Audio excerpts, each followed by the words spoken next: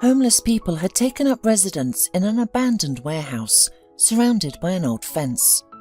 They had been living there for a long time, setting up rooms for themselves. Among the residents was Andy, a 29-year-old who had considered this place home for many years. He shared the modest shelter with 15 other people. Although conflicts arose, the vagrants remained united. There were no alcoholics or worse among them. "Bob's already had a fever for 3 days straight. I'll get some medicine," Andy said firmly. "They won't help us. We're treated worse than dogs," another homeless man said hopelessly. "That's not true. Volunteers are noble people who help us from the heart. Without them, so many of our people would be lost." Andy trusted the volunteers and accepted their help. For many years, the centre had been treating the homeless, providing them with food and shelter, although there weren't many sleeping spots available. Many homeless people did not believe in selfless work and refused to accept help, even in such situations. Andy was more open and sociable. So many people in the city knew him. The volunteers treated him well, and even his close friend was among them. They had met Leela 7 months ago when she worked in the kitchen for the homeless, serving hot lunches on plates. The girl sincerely treated every dirty and bad-smelling person who reached out for food, showing no disgust or aversion. "Your work deserves respect," Andy once remarked when it was his turn to receive a portion of pea soup. "Oh no, I'm not doing anything special," she answered with a shy smile. Leela did not seek praise or admiration. She believed she could help the underprivileged and never missed her shift. Andy's neat appearance surprised her. He never neglected hygiene, regularly showered at the centre, wore clean clothes, and helped his fellow unfortunates. A certain bond quickly grew between the two young people. They communicated easily, often joked and laughed. Leela brought books for Andy and shared her favourite music with him on her player. Sympathy was evident, but neither of them admitted it. Leela's colleagues often noticed her glances at Andy and expressed concern, saying, "Leela, you don't need him. He's not a bad guy, but what future do you have with him? He needs to become a man first, find a stable job, and learn to live in society. What can he offer you?"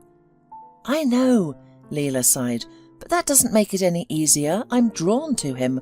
I can't help it, even though I know it's not a good idea." When Andy arrived at the volunteer centre, he was greeted with pleasure, asked about others, and shared news. "This is an antipyretic. It should help," said the nurse. "It's very effective. What are his other symptoms?" "He's been coughing and has a headache."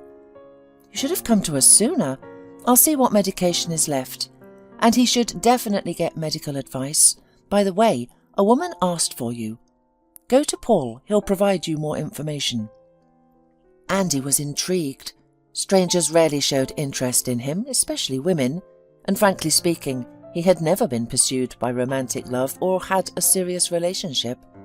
When he saw this woman for the first time, Andy couldn't believe it. She turned out to be a stunning young woman, around 26 years old, had a stylish short haircut, wearing a t-shirt adorned with rhinestones and leather pants. Large earrings adorned her ears and a small purse hung from her shoulder. As soon as she spotted Andy, she stood up from her seat and waved at him. "Good afternoon. Why do you need me?" asked Andy. "Hello," replied the guest, extending her hand for a shake. "I'm Marilyn. You're probably surprised by my appearance, but don't be afraid. I'm not from any service." "It sounds strange. Why all of a sudden do you need me?" Andy looked at the unfamiliar beauty with disbelief. "The thing is, I started donating to this centre not long ago, so I couldn't help but be interested in its wards, so to speak. First of all, Paul told me about you. You're young and good-looking, and unlike your fellows, you don't spoil your life with stuff like alcohol." "I haven't had a lot of bad luck in life like others," Andy said, becoming serious. "Many people who drown their sorrows in alcohol have seen a lot, and it's not for you or me to judge them." "I see," Marilyn smiled awkwardly, realizing her gaffe. "You may not believe me, but I'm interested in you. You don't look like a homeless person. You look good, like a normal person. I didn't mean to offend you." She immediately managed. "I apologize for the careless words." Andy didn't understand what was going on. Why was some rich woman interested in him? Why praise him or apologize to him? Such a thing was almost uncharacteristic of people in her circle. Andy had met with such people before. They did not count the homeless as people and treated them as if they were garbage. However, Marilyn, she behaved differently. She was different. "I was struck by how conscientious you are," Marilyn continued. "People like you bring back the faith that things can still be fixed. People don't dare to support volunteers. They think that charity is a scam and that the organisers are just pocketing their money. Now I see my donation is going to a good cause. I wanted you, as the most conscientious among your friends, to encourage them to live a normal life. If you get a job and get cured of all addictions, I thought it would be a great example and encouragement to them." Andy knew that some of the wealthy sponsors were involved in supporting volunteer organisations only for the sake of their own image or tax reduction, but they did not interact directly with the homeless. Marilyn seemed smart and sensitive, and it was even strange that a woman dressed so daringly could sympathise with someone and genuinely be eager to help the underprivileged. "Would you mind going out to lunch with me?" Marilyn brought him back to reality. "Everyone is looking at us here, and I'd like to get to know you better." Andy was confused because Layla, who was standing nearby, heard her words. He looked at his friend, afraid that she would be against his walk with Marilyn, but Layla only nodded with a barely perceptible smile. Even if she was jealous, she had no right to forbid him anything. With a heavy heart, Andy decided to go with Marilyn to the cafe. In a gorgeous red car, he was afraid to touch anything. Marilyn drove confidently but smoothly. Even though her companion felt timid next to her and was well-groomed and well-to-do, it did not matter to her. She did not treat Andy with condescension. Soon Marilyn parked in front of a chic establishment with glass windows. Inside there were round tables with lamps hanging low over them. Each of them was covered with a white tablecloth and a vase of fresh flowers on top. Cosy sofas were with velvet cushions. Andy had never been near such establishments. Their employees usually chased away vagrants, so they wouldn't dare bother their well-to-do customers. "This place is delicious. You'll love it," winked Marilyn. "I'm sure I will," the man muttered, his heart racing. Andy once again felt like a homeless kid who couldn't afford anything but a stiff bun and a glass of tea. "Don't worry," Marilyn remarked, seeing his confusion. "I've invited you, so I'm paying. It's not difficult for me, so choose whatever you like." The woman confidently called the waiter, ordering one dish after another. Just the names made Andy's stomach twist with hunger spasms. Soon several plates with various dishes and glasses of red wine could hardly fit on the table. "Shall we drink a little to get acquainted?" Marilyn suggested. "I'm not a fan myself, but a good drink will relax you." "Thank you, I don't drink," Andy objected, but still gave in to the entreaties. He didn't feel comfortable forcing Marilyn to fuss with him. The wine really distracted Andy from his anxious thoughts. He was able to forget about his position and Marilyn's status. The conversation flowed easily, and the topics came up naturally. It was a long time since he had felt so free when talking to someone who was an outsider. "You look a lot like my ex-husband, David," she shared. "True, in character you are quite different. I loved him very much and did not notice the obvious. He was a womanizer and a traitor," said Marilyn sadly, looking away. "He cheated on me with his secretary. Can you imagine? And she got pregnant. I didn't even know he wanted a child until his girlfriend showed up at our apartment. She started telling me how long David had been cheating on me with her, that he was afraid to divorce me. I was shocked." Marilyn stopped trying to suppress the tears. Andy was struck by her frankness. A glass of wine had had an effect on her. "I'm sorry this happened to you. Even though I've only known you for a couple of hours, You don't deserve to be treated like this. I don't understand why people can't be honest with each other. Why can't people work things out humanely? Admit you're in love with someone else and then ask for a divorce. Things happen in life, I know, but it's important to be human. I may disappoint you, but I want to get back at him. It hurts me to accept betrayal, and you can help me. Marilyn looked at him pleadingly. Please listen. Nothing serious will be required of you.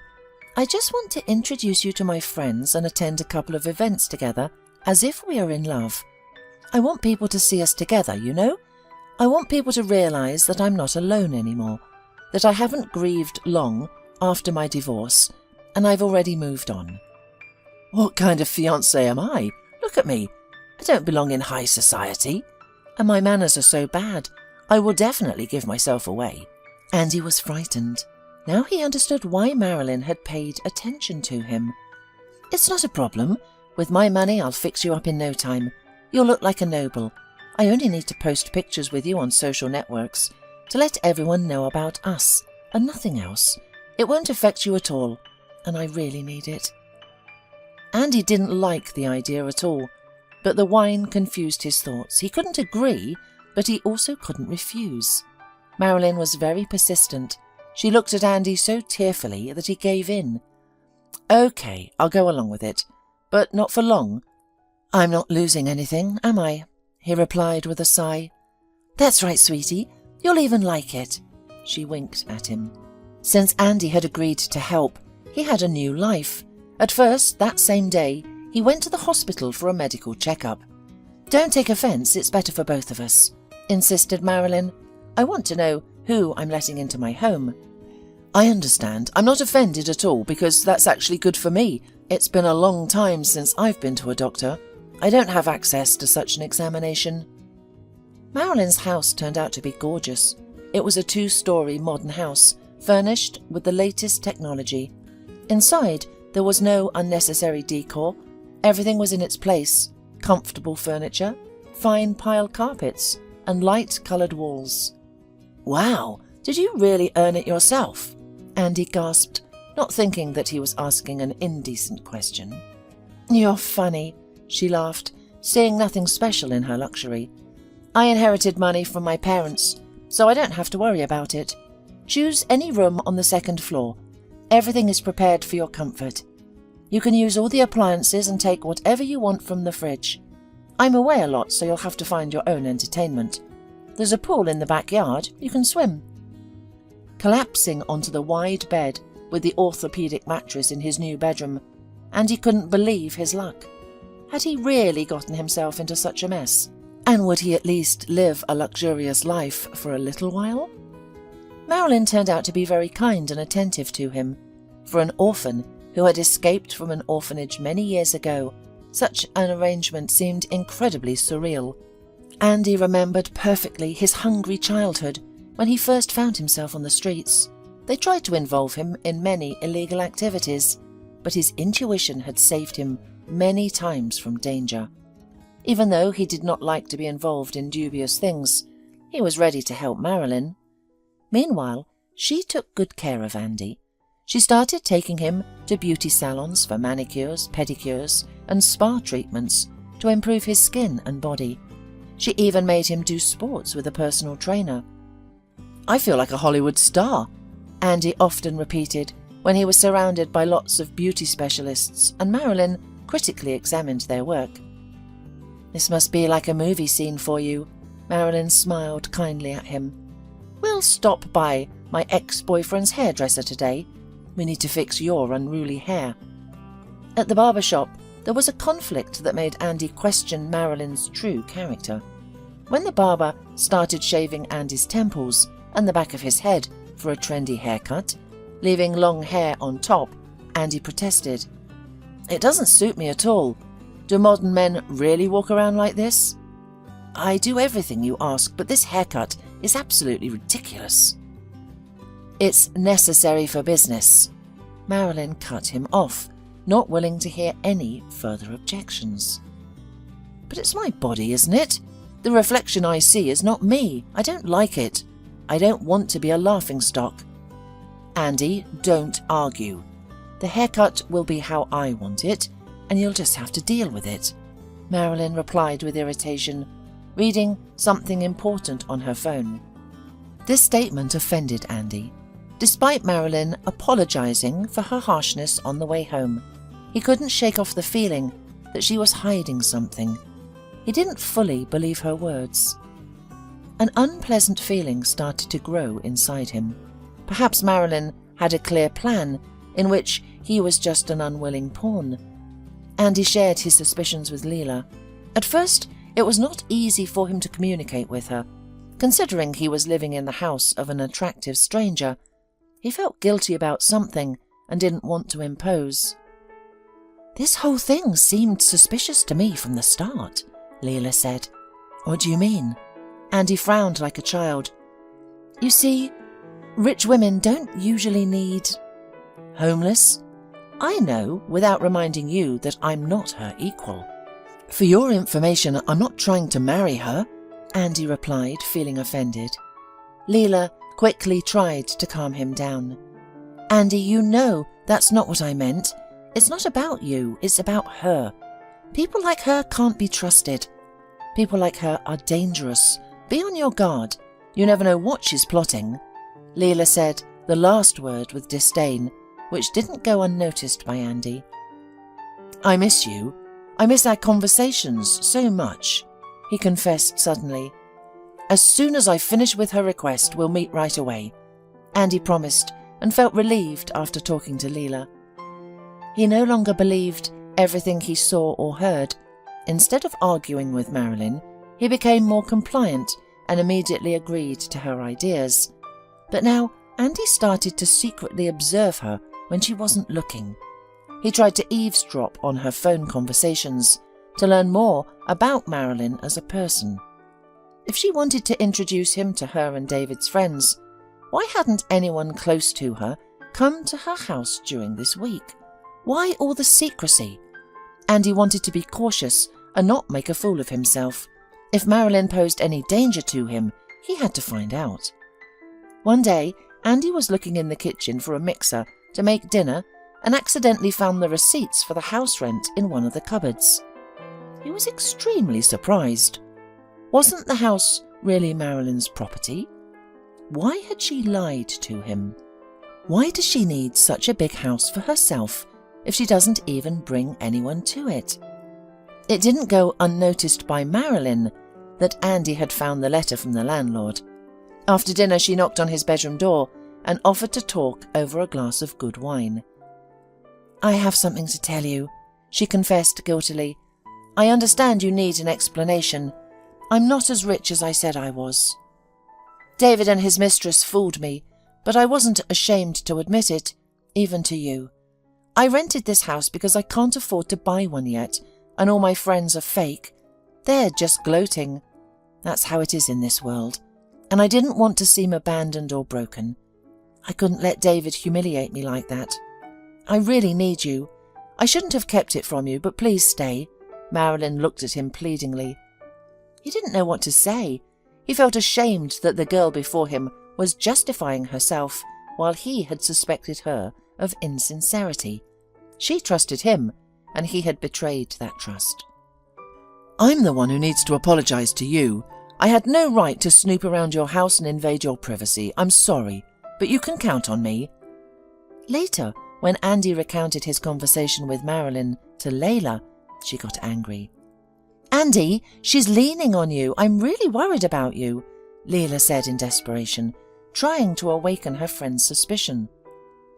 "We had an honest, open conversation, and now I have a different opinion of her. Marilyn won't do anything bad to me.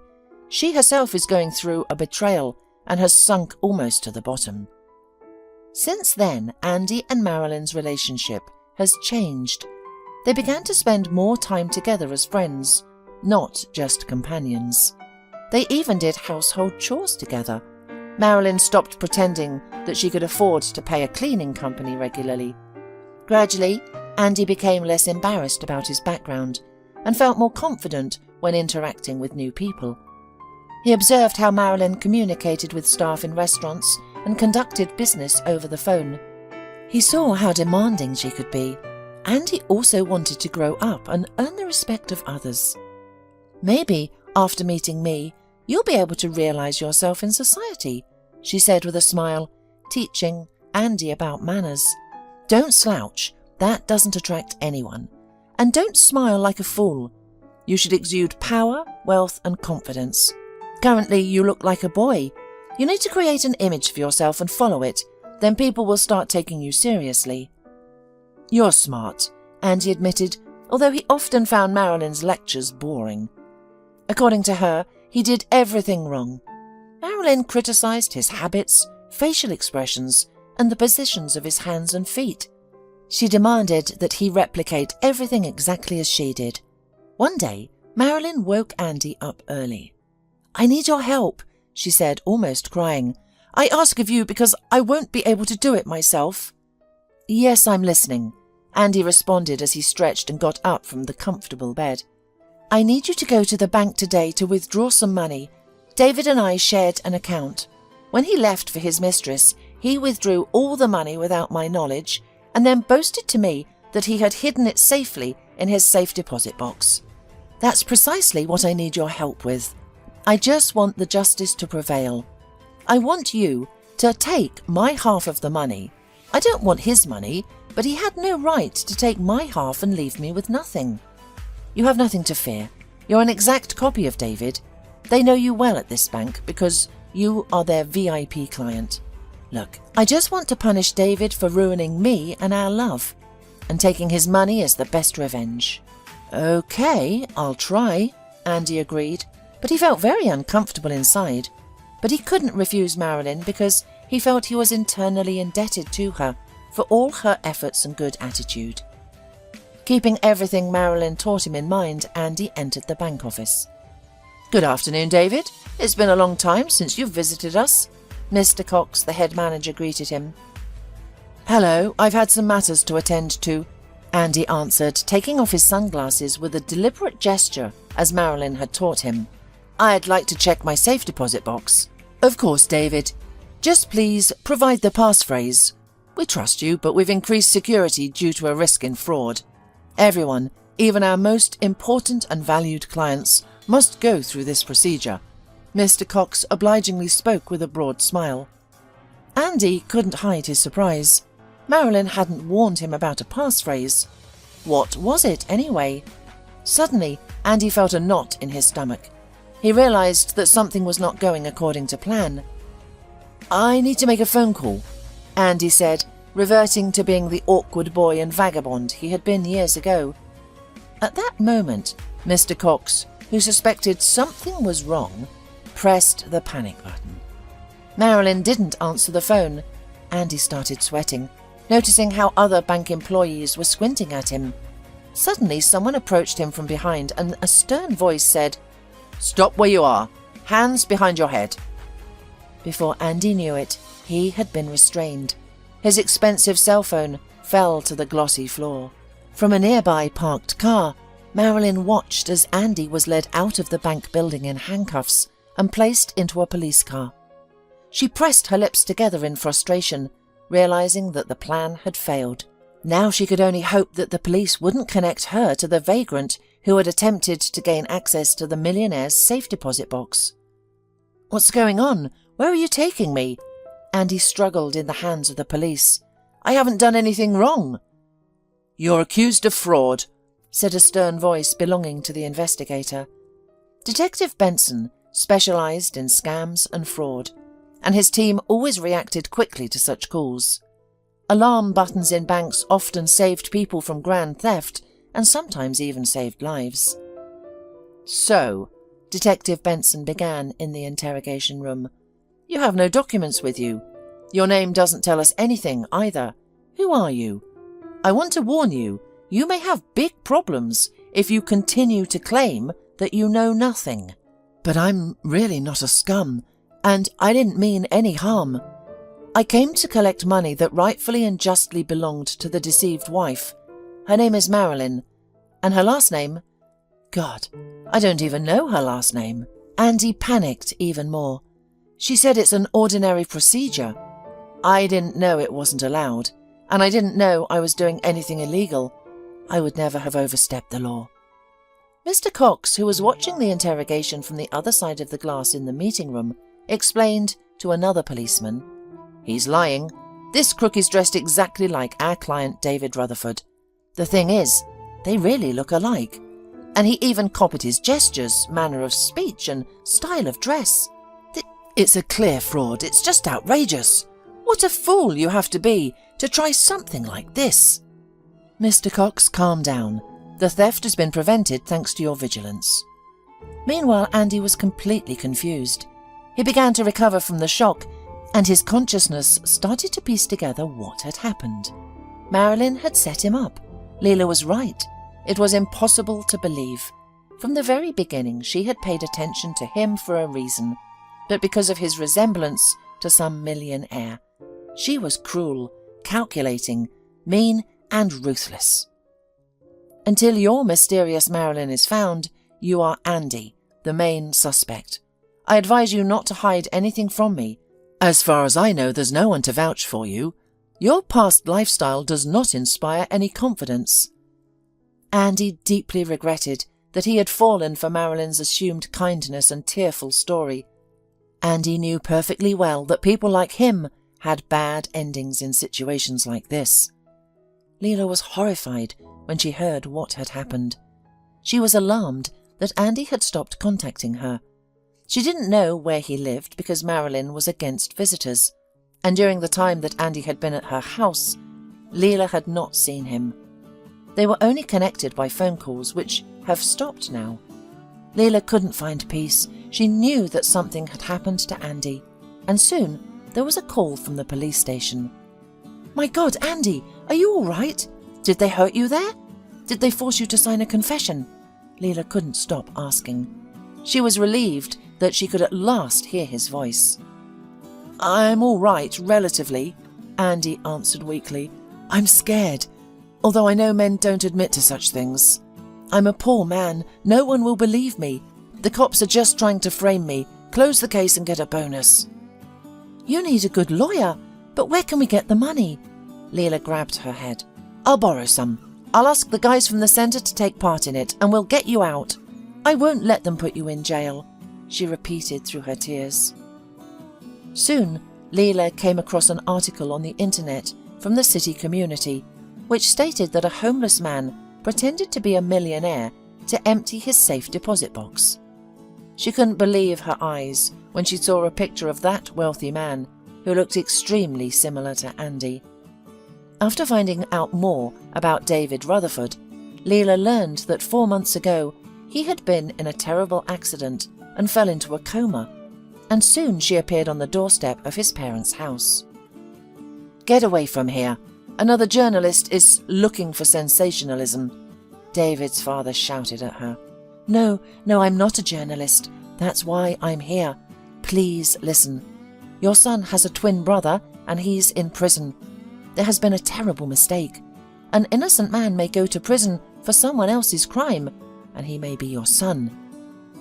Something in Leela's words made Mr. Rutherford stop, and he allowed her to enter. "David was not our biological child," Mrs. Rutherford said, wiping her tears with a handkerchief.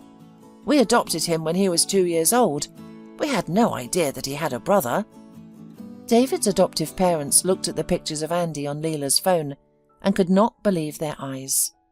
"So it's true then? The man they detained at the bank isn't a professional con man?" "I swear, Andy is a very good man, but he's too naive. No one can help him but you. If you knew him personally, you would never believe he would do such a thing. He has lived most of his life on the streets, but he has never stolen, and shares the little money he has with his friends and leads an honest life. Such people are rare among the homeless, believe me." The compassionate hearts of Mr. and Mrs. Rutherford trembled. They decided to visit the police out of curiosity to see David's potential brother. "My God, they really look identical," sobbed Mrs. Rutherford when she saw Andy. "Honey, we have to get him out at any cost. He seems to be the only relative of our David. We cannot let him be treated like this." But we don't know what kind of a person he is. Leela's story is not enough. I can see that she is genuinely concerned about him, but that's not the main thing," Mr. Rutherford replied. After the conversation with the investigator, many things became clearer for the Rutherfords. So far, Andy is the only suspect. Marilyn, who, according to him, is behind the Rutherfords, could not be found. She made a donation to a volunteer centre for the homeless, but her details turned out to be false. She was obviously well prepared, and the fact that Andy knew nothing about her except her name made it even harder. The investigator said, "So Andy is just a pawn, right?" Mr. Rutherford clarified. "We'll hire the best lawyer for him and get him released on bail. While you're working tirelessly, an innocent man is sitting behind bars, and the real swindler is walking free." Andy spent about another week in jail, and then he was released on bail. When Andy was released, Leela threw himself around his neck right in the courtroom. "Thank God you're free now," she clung to her friend. "I was so worried. I couldn't eat or sleep." "Thank you for believing in me, and thank you for not giving up on me. I was such an idiot to fall for the fairy tales of a beautiful life. I don't need anything without you." "There seems to be something we don't know." Mr. Rutherford coughed tactfully into his fist. Leela quickly stepped back from Andy and adjusted her clothes. "Andy, these are your alleged twin brothers' parents. They are the ones who got you out from behind bars." Thank you so much." Mrs. Rutherford couldn't help but hug Andy, as if he were her own son. "We are overjoyed that you are now free. We didn't know you existed." She and her husband offered Andy a place to live in the house where David had grown up. At first it was awkward for them to communicate, but they overcame it. They showed him pictures of his brother and told him about his life growing up. "I didn't know about David's existence. Why wasn't I told anything? I was too young to remember him. Why were we separated?" Andy wondered. He was amazed at how differently his and his brother's lives had turned out. "We should talk to the headmistress of the orphanage. She is quite active and is aware of the lives of her students," Mrs. Rutherford suggested. "I don't know if it was legal for them to keep you from us, but what she did was inhumane. She deprived you of the opportunity to grow up in our family. We would have taken both of you. David was such a lovely baby." Mrs. Morland, the director of the orphanage, was about to leave her office. It was clear that she took personal pride in the successful lives of her pupils and graduates. One wall was adorned with portraits of accomplished persons, including David Rutherford. Throughout her many years in this position, Mrs. Morland had witnessed a great deal. She believed that she was doing an excellent job by pursuing what she considered to be the right policies. When David's parents entered her office, she immediately recognized them, but mistook Andy for David.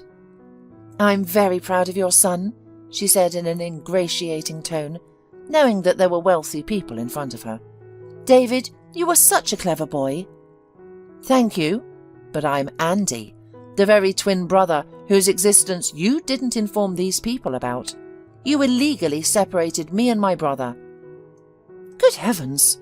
cried the headmistress, already struggling to bear the shocks of life, and collapsed into her chair. Grasping her heart, she wailed, "How could this be? Did fate try to bring you two together?" "Exactly, fate. There's no other way to put it," replied the angry Mrs. Rutherford. "I heard what happened to your David, but I thought he had recovered. What a tragedy.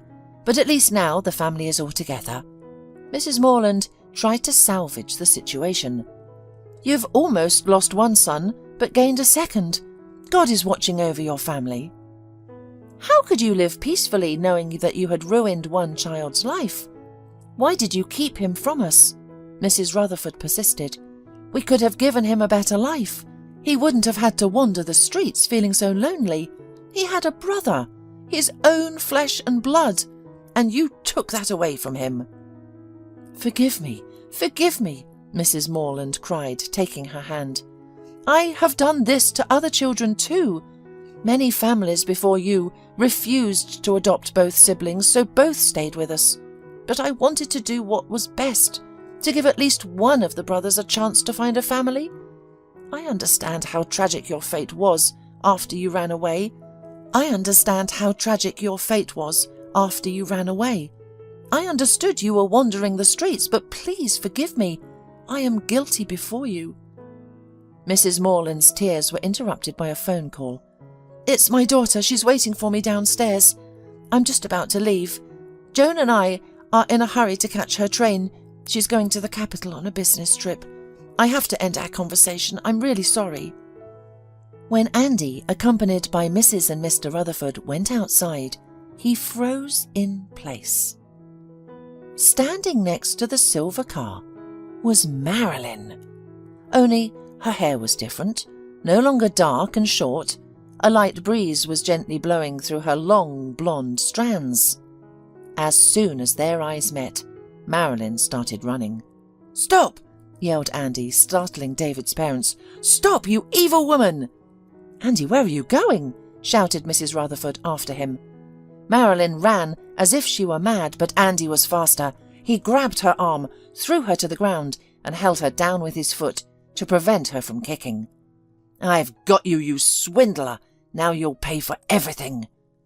Mrs. Morland, witnessing the scene, shouted in an unrecognizable voice. "What do you think you're doing? Quickly, let go of my daughter! Get your hands off her!" "She's your daughter?" Andy was surprised, looking into Marilyn's eyes, which were filled with tears. The police officers who arrived took Joan and Mrs. Morland with them, while the Rutherfords and Andy went to the police station in their car. "Now she won't escape," Andy said with indignation. Mrs. Rutherford held his hand, understanding the emotions he was experiencing. "Everything will be all right. The police will sort it out. She won't get away with it." Leela rushed to the police station as soon as she heard what had happened. Joan was taken in for questioning. Andy and his friend went outside to get some fresh air and clear their heads. "Don't think I've gone mad," Andy said softly, "but I wouldn't have been able to endure all of this if it weren't for you." "I couldn't act in any other way. You know that," said Leela. Andy took her hand and interlaced his fingers. "I know how you feel about me. You figured out your feelings a long time ago, and I had to go through all of this mess to admit it to myself. Leela, I like you. I really like you, and not just as a friend, but as a woman. I'm sorry I didn't realize it sooner, and you had to wait so long." Leela, feeling embarrassed, buried her face in Andy's shoulder instead of answering. Being by Leela's side, Andy no longer worried, knowing that she genuinely cared about his well-being. Meanwhile, during the investigation, a fearful Joan realized the gravity of her actions. She discovered that Andy was not just a homeless man, but had the support of a millionaire family behind him. "So, Joan, you're the missing part in this story, right?" Detective Benson asked sternly as he sat down opposite her. "You were captured by the cameras at the volunteer centre on the day you met Andy. Additionally, you were recorded by the car's video recorder near the bank on the very same day when Andy, acting on your tip-off, attempted to access the contents of David Rutherford's safe deposit box." The investigator's harsh tone and the oppressive atmosphere of the interrogation room brought Joan, who was already emotionally unstable, to tears. "Yes, it's me. Andy had no idea. I don't want him to get hurt because of me. I didn't realize how serious it was. I know it sounds foolish. I understand that it's illegal, but I got confused at the moment and I acted on impulse," Joan confessed. The woman went on to provide a detailed story. "I worked in a cafe opposite that bank office, and I saw David Rutherford many times because he used to come in for coffee. One day my mother, who worked as the headmaster of the orphanage, told me terrible news about one of her wards, who had been adopted many years ago. She showed me his picture and I recognized David. Then my mother told me in confidence that he had a twin brother who had run away from the orphanage many years ago and had never been found. I didn't have any plans, but I decided to look around the shelters, and one day I saw Andy. That's when I had this stupid plan. I don't know what came over me. Something just kind of messed with my mind. Now I sincerely repent for what I did," Joan revealed. "I rented a cottage and a car to match my image as a wealthy girl. It was surprising to see how kind and polite he was. I had expected him to be dumb and drunk like a cork. I had prepared the story of the ex-husband in advance and rehearsed it in front of the mirror multiple times to sound convincing. I even learned how to cry on command. It wasn't difficult to charm Andy. He's truly a kind-hearted guy, sensitive but also very naive. He seemed like he had resigned himself to his homeless life. At some point he began to suspect that I was leading him on, but I played on his sympathy, melting his heart once again. In a way, we were in similar situations. He was living without a home, and I was supposedly deprived of it by my ex-husband." A criminal case was opened against Joan, and all of her testimonies were thoroughly examined. As a result, Andy was finally cleared of all charges. Joan awaited her first hearing while Andy and Leela spent most of their spare time at David's hospital. "Sometimes I'm scared by how similar you two are. Do you think he will wake up?" Leela asked in a hushed voice, brushing her hair away from David's forehead.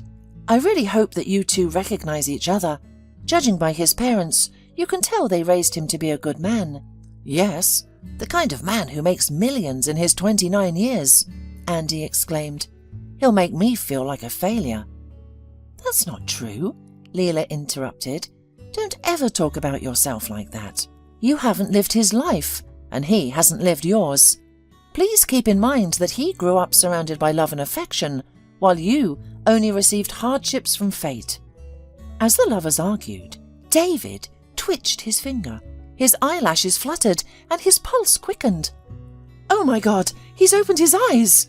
exclaimed Leela, and David quickly pressed the button to call the medics. A nurse rushed in and began to soothe David while monitoring his vitals. "David, you're in the hospital. Welcome back.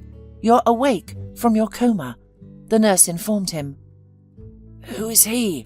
wheezed David, pointing a trembling finger at his double. "You'd better leave," the nurse requested. But when Mr. and Mrs. Rutherford arrived at the hospital, they filled David in on everything. "I missed so much news." The man weakly smiled at his parents. Occasionally he glanced at his brother, hesitant to speak openly to him. "Don't be afraid of me. I'm used to having a twin, and this is a new experience for you," Andy said to David. "If it's difficult for you, I can stay away for a while. You have a lot to discuss with your family." No, stay. I just need to get used to it." After a thorough check for any lingering effects from the coma, David was deemed healthy, but he still needed some time under medical supervision. Every day his parents visited him, and now his brother and fiancé had joined them. "I hope you'll accept me as your best man," David winked at Andy after being discharged. "I'm as active now as I was before. I can sing and dance." "Of course, no one is closer to me than you."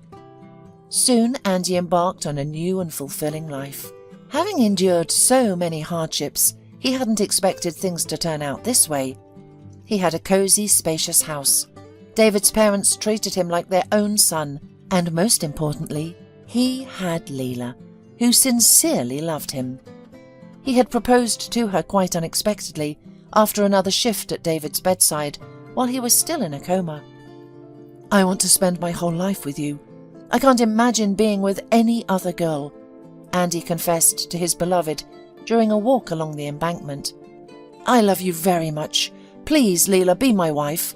I promise you won't regret it." When Andy presented a modest ring in a blue velvet box, she cried out, "God, of course, yes, I agree."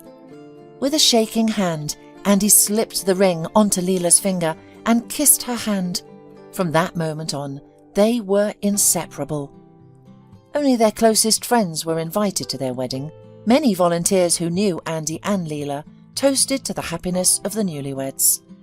They also invited some homeless people to the wedding, ensuring they looked presentable. "I'll never forget where I was raised," Andy vowed to them, and he kept his word. Very soon, David brought him into the business. They worked together seamlessly, finishing each other's sentences and anticipating each other's actions. They complemented each other perfectly in their work and surprised each other with their ideas. Of course, this did not happen immediately, but thanks to the fact that David paid for his brother's education and personally trained him. Now, Andy, receiving a decent salary, regularly made donations to the Familiar Volunteer Centre. As for Leela, she didn't give up her voluntary work. Together, the couple organised dinners for the homeless during major holidays, providing everyone with useful gifts. At one of these events, Leela introduced David to her kind and sweet colleague, Holly. From then on, David became a frequent guest at the centre.